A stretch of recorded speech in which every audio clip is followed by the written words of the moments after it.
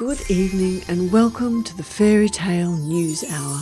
I'm your host Claire, broadcasting from the only newsroom where magical realism is just realism. Tonight I bring you stories from an alternate universe, one where compassion wins, dictators retire, and American lawyers and scientists actually take to the streets in protest when democracy's under attack. And now, in a development experts are calling both shocking and historically redemptive, Israeli Prime Minister Benjamin Netanyahu has announced the immediate withdrawal of all military forces and the dismantling of settlements in occupied Palestinian territories. Yes, you heard that correctly. In a rare moment of what can only be described as soul actualization, Netanyahu stated, and I quote, "Turns out, forcing people from their home and starving and bombing them is abhorrent." Who knew the bleeding obvious would become obvious?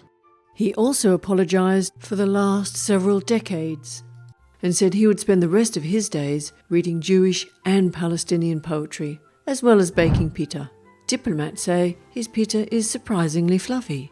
He went on to issue a heartfelt apology for the last several decades, citing an unexpected encounter with the actual statistical data of deaths and after watching a rerun of the movie Gandhi. I don't know about you, but I could almost cry with relief and happiness.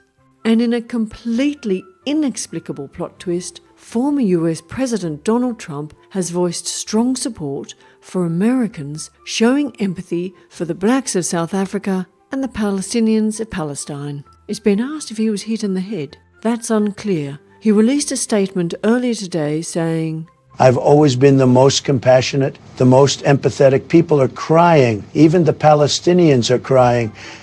They say, 'Thank you, Mr. Trump, for letting us be people again.'" All former protesters and student activists are currently being knighted in a Mar-a-Lago ceremony. I feel very peaceful. I might cry.